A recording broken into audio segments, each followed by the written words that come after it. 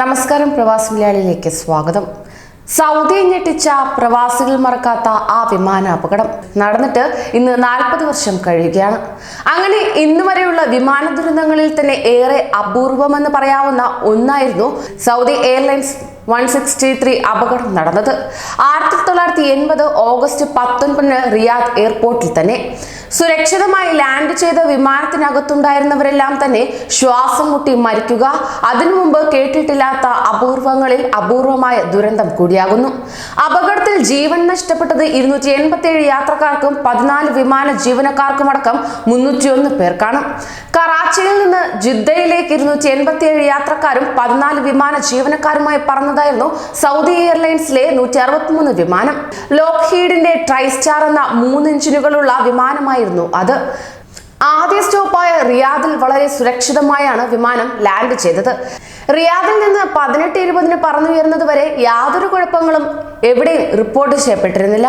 പറന്നുയർന്നതിനു ശേഷം 7-ാം മിനിറ്റിൽ വിമാനത്തിന്റെ കാർഗോ കമ്പാർട്ട്മെന്റിലെ C3യിൽ തീപിടിച്ചിരിക്കുന്നു എന്ന വിവരം ഫസ്റ്റ് എഞ്ചിനീയർക്ക് ലഭിക്കുന്നു.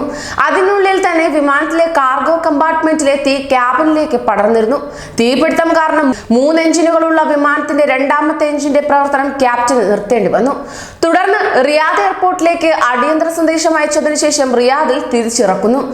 തീപിടുത്തം റിപ്പോർട്ട് ചെയ്ത് 15 മിനിറ്റിന് ശേഷം 18:36 വിമാനം റിയാദ് റൺവേ 1 ലാൻഡ് ചെയ്യുന്നു.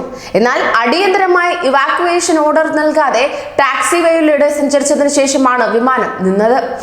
2 എഞ്ചിനുകളുടെ പ്രവർത്തനം പൂർണ്ണമായും നിലയ്ക്കാത്തത് അഗ്നിശമന സേനാംഗങ്ങളെ വിമാനത്തിന്റെ അടുത്തെത്തി രക്ഷാപ്രവർത്തനം നടത്തുന്നതിൽ നിന്ന് തടഞ്ഞു. കൂടാതെ വിമാനത്തിന്റെ വാതിൽ തുറക്കാനുണ്ടായ പ്രയാസവും അപകടത്തിന്റെ ആഴം വർദ്ധിപ്പിച്ചു. പിന്നീട് ലോകം സാക്ഷിയായത് അതിദാരുണമെന്ന് വിശേഷിപ്പിക്കാവുന്ന ഒരു ദുരന്തത്തിനായിരുന്നു. അഗ്നിശമന സേനാംഗങ്ങൾ വിമാനത്തിന്റെ വാതിൽ തുറക്കുമ്പോൾ തീപിടുത്തം റിപ്പോർട്ട് ചെയ്തതിനു ശേഷം ഏകദേശം 45 മിനിറ്റുകൾ കഴിഞ്ഞിരുന്നു. വാതിൽ തുറന്ന് മിനിറ്റുകൾക്കകം തീ വിമാനത്തെ ആകെ വിഴുങ്ങി. അവസാനത്തെ തീയിലും പൊട്ടിത്തെറിയിലുമാണ് 301 പേർ മരിച്ചത് എന്നായിരുന്നു ആദ്യത്തെ കണക്കുകൂട്ടൽ. എന്നാൽ വിമാനം ലാൻഡ് ചെയ്ത് അധിക സമയം ആകുന്നതിന് മുമ്പേ തന്നെ വിഷപ്പുക ശ്വസിച്ചാണ് പലരും മരിച്ചത് എന്നായിരുന്നു പോസ്റ്റ്മോർട്ടം റിപ്പോർട്ട്. മാനുഷിക പിഴവ് കൊണ്ടാണ് ഈ അപകടമുണ്ടായതെന്നാണ് കണക്കാക്കപ്പെടുന്നത്. ലാൻഡ് ചെയ്തപ്പോൾ തന്നെ ക്യാപ്റ്റൻ ഇവാക്യുവേഷൻ നിർദ്ദേശിക്കാത്തതും ഏറ്റവും അടുത്ത ടാക്സി വേയിൽ നിർത്താതെ അവസാനത്തെ ടാക്സി വേയിൽ നിർത്തിയതും എഞ്ചിനുകൾ പ്രവർത്തനരഹിതമാക്കാൻ ശ്രമിക്കാതിരുന്നതും എന്തുകൊണ്ടാണെന്നുള്ള ചോദ്യങ്ങളൊക്കെ ഉണ്ടായെങ്കിലും കാരണങ്ങൾ ഇന്നും ദുരൂഹമായി തന്നെ തുടർന്നു. ഇന്നുവരെ ലോകത്തുണ്ടായ വിമാന ദുരന്തങ്ങളുടെ ചരിത്രത്തിൽ ഏറ്റവും അധികം പേർ മരിച്ച 6ാമത്തെ വിമാനാപകടമായിരുന്നു സൗദി എയർലൈൻ 163ലേത്.